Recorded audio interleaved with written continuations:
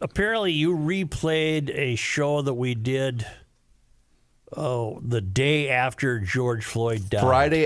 Friday's show was the replay of the day after George Floyd passed away, and then yesterday I reran Vince Flynn for Memorial Day. Well, the George Floyd show, the listeners are having great sport with me, ripping the hell out of me for what I said the day after George Floyd died. Why? And I don't remember everything I said. I remember saying that I can't unsee what I saw.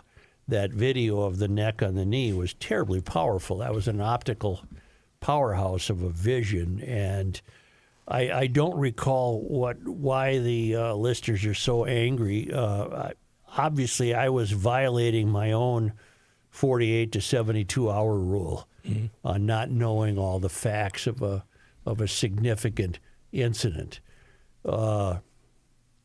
Well, I do know with 5 years of hindsight, what we all can straighten things out with 5 years of hindsight. But that's just it. I guess that's why I wanted to replay it, because number one, you couldn't wait 48 hours with this story. We had to talk about it. No, because the city also coincidentally was erupting in violence. Right. I know that was called peaceful protest, but it was violence. Mostly peaceful protest. Yeah. And so, we went with it. That's what you have to do. That was the breaking news of the day, and it was so significant and so powerful that we were talking about it, and I'm sure I got many things wrong. What I do know now, after 5 years of reflection, is that there are certainly people in the race industry who took advantage of that and turned it into this myth that he was this wonderful human being who was had his life so violently taken from him.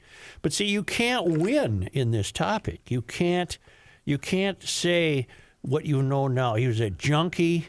He was full of fentanyl. He's a lousy father. He was a career criminal. He was all of this. But you can't. There's nowhere to go with that, because that still doesn't justify the guy dying, right, which appeared to be in the hands of police and probably was not. He died of an overdose, if I'm not mistaken. Well, it depends on what part of the... Depends on what you want to read and what you want to look at. But it's still, that powerful video really shaped a lot of the thinking that took place at the time. That was a powerful, powerful video that was strengthened by someone, a bystander, keep hectoring Chauvin, get off him, he can't breathe, get off him, he can't breathe. And the camera remained on that scene, and it was terribly, terribly powerful. And because remind me, the young woman that filmed it, that we all saw the video, she won something, didn't she? Didn't she win a... Yeah, she was very celebrated for that video as well. She might have been. It was a very powerful, powerful video, and nothing. You can't win. You cannot say that, because whatever you say would sound like it's tantamount to that he was worth killing. Well, no one's worth killing, no matter who they are. That's just not the way we operate in Western civilization, and certainly Floyd did not deserve to die, apparently, at the hands of police. That's still so controversial, it's hard to discern. But the myth part is what's infuriating, because nothing has changed at 38th and Chicago. Darnella Frazier. Yeah, she won a Pulitzer Prize. Yeah, the people celebrating for Floyd pretend to believe he should be canonized and that his place of death is a memorial. Well, if that's so, millions and millions of taxpayer dollars have been spent on it. Nothing has happened. There's no aesthetic pleasantry there whatsoever. He instantly became institutionalized as the front man for racial integrity. The race crowd got a hold of it and turned it into an industry, which lasts till this day. And yet you want to tell me that you're really memorializing this guy. Fry can't stop weeping, and everyone. Okay, then why is that still a dump? I wrote about that Sunday, and even the emails I got didn't get what I was saying because they ripped me for honoring Floyd. It wasn't so much I was honoring Floyd. I was saying of the people who honor Floyd haven't done a damn thing. Mm-hmm. It's a dump. It's a pathetic embarrassment. It's full of malignant idleness. It's graffiti, and in the early days, you'll remember that it was a corrupt place that was run by self-appointed gatekeepers. And if you had the magic word, you could swing by the Sawhorse Gate and get in. But police were held in contempt, and it was a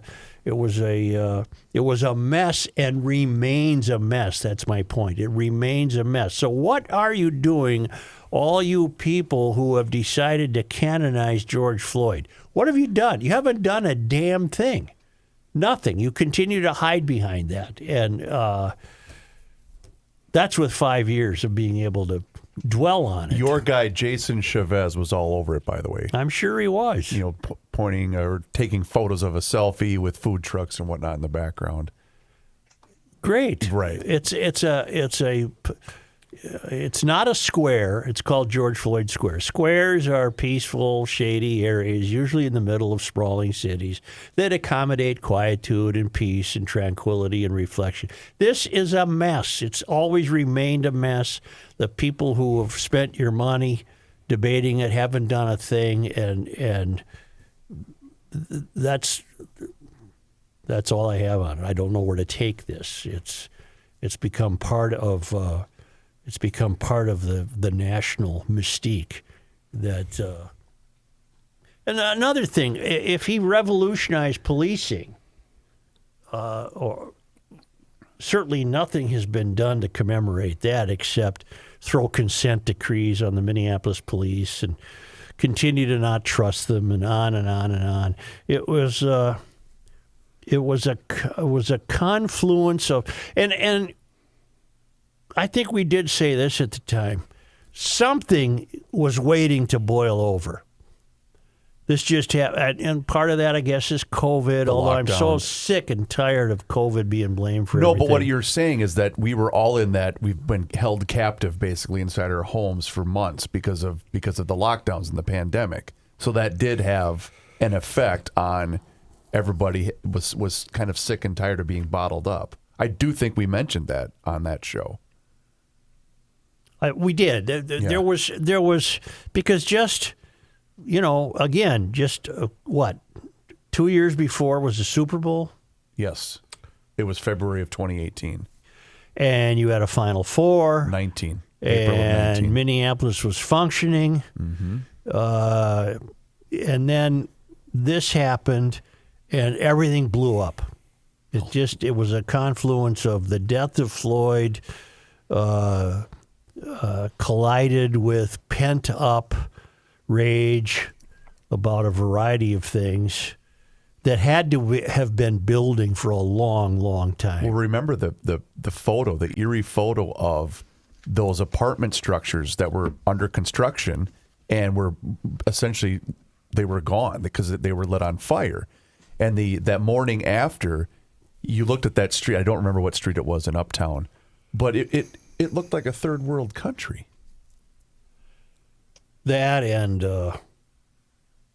it was nationally significant, if not worldwide significance, to allow a police precinct to burn, to chase the police out of their own building for fear of their lives. Because those videos were surfacing over the weekend as well. Yeah, mostly peaceful protesters setting up barricades outside of the third precinct. Right. Before we all knew, obviously, what happened. There's a thread that Jason Chavez posted. Would you like to hear some of it? Sure. 5 years ago, George Floyd, this is according to Jason Chavez, Minneapolis Ward 9. Jason Chavez has said publicly that the reason he ran for city council was because of the death of Floyd. Mm-hmm. 5 years ago, George Floyd was murdered by the Minneapolis Police Department in broad daylight in the Powderhorn Park neighborhood. MPD initially blamed this on a medical incident instead of racism and police brutality that continue to be present today in the city of Minneapolis. What systems of oppression did not realize is that his murder would lead to a worldwide racial reckoning, a racial uprising, calls for justice, and an end to systemic oppression targeting black communities. It was a reminder of the history of police brutality and the work that is still needed today. Okay, stop, because I can't take it. Right. I was going to see a long What it did is really shine a light on what essentially is an academic movement in the failed academy. It shined a light on the way people are viewing each other in America. You're either the oppressor or the oppressed. Yeah. Yep. And so many people wish to be oppressed by pointing to oppressors. And that's Jason Chavez, for example, would wholeheartedly buy the idea that the world is divided into oppressors and oppressed. And this myth developed that people of color, John, you're going to have to weigh in to think if you have a counterpoint, but people of color were essentially just captives of oppressors, and I don't believe that. I believe this is the freest country in the world. I don't believe any of the myth that was generated by the race industry. And none of this would have happened if Chauvin had his knee on a white guy's neck. It wouldn't have made the news. Nothing would have happened. But it was a perfect coming together of this idea that, see, look what the oppressors do. And that's been haunting the city, or if not the country, for the last 5 years.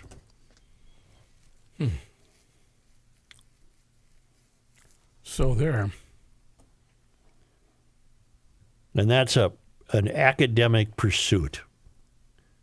Look at the way the modern white college kid is so quick to label the Jewish people oppressors, believing that Hamas is a legitimate, deserving group of people, but they are suffering under the hands of oppressors because Jewish people's skin tone is just white enough that they can get away with being called oppressors. Right.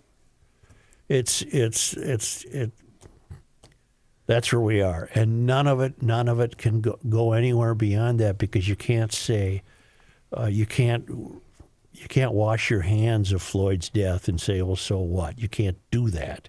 Shouldn't be done. No. But that's how the oppressors are being viewed. You know, John, what do you think? I think I agree with you to a point. I don't think race should have had anything to do with the actions that went on that day. It did, though. It did. It turned into, turned 5 into years. 5 years of into what we have today. Yeah, and I do. The oppressor, whatever. That's an argument. We're never going to settle. So Yeah. I don't even want to get into that. Well, I'm not going to argue with it. I'm just telling you why you're wrong. But How many, besides Chauvin, how many of the officers are still behind bars?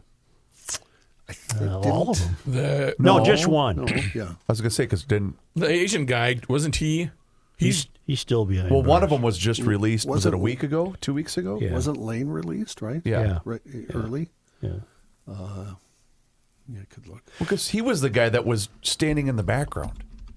See, the movement became so large and so influential that it generated new city council members. It generated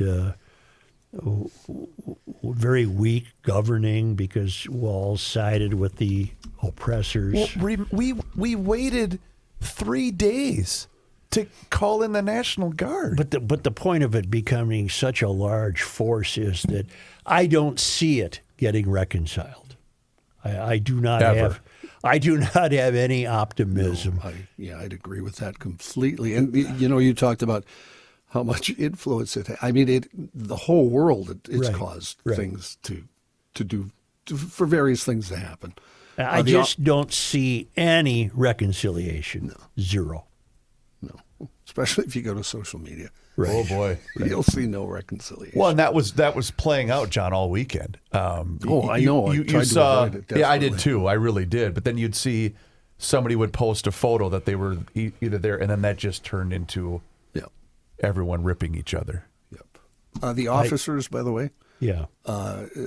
the Asian officer, Tu Tao, is scheduled for release November 3rd of this year. Okay. Alexander, I believe it's pronounced Kong, is now on supervised release in January of this year. And Thomas Lane released in August 2024. So Chauvin and Tao are the two still in custody. And it's such a powerful movement that in the event Chauvin's conviction was overturned, for example, which I don't think Trump's that stupid. Maybe. He's got a lot of stupid people around him. But if and he's stupid too. I'm going to play you something in a minute. I'm going to play you something in a minute. Well, he's not stupid. He's not stupid. He's different. Was that with all due respect? With all due respect. Not a lot of guys wear their red MAGA hat at the West Point graduation. That was a nice touch. Yeah. And then he didn't shake hands with any of them, which is a 200-year-old tradition. And I can identify with this. He had a tea time. He had a tea time. He had a tea time. It was like you when you're going to play golf. That's You had to get right. the show over. I Come on. can identify with It's like that. us at the state fair. Yeah. He's got to go. I gotta go. I gotta go. Even though they cleared it's empty when he shows up. He gets to play the course. It's not like he was going to put his ball in the coil there and wait for his turn to go to the first tee. What do you got over there? Where was I? I don't know. Oh, if Chauvin's conviction was overturned, there would be the same rioting and looting that you saw 5 years ago. Yes, there would be. Do you think it would make any difference because he obviously has to stay in jail? That if he pardoned him, he has to be in jail for the state term. Yeah. Would that make any difference to rioters? No. No. John, because you're acting as though they would act with reason and logic. I've been thinking that a lot about America lately. And Well, but never John, really that's an happens. interesting point because here is the point of that. The movement is so powerful that any excuse will pass to riot. Yep. 100%.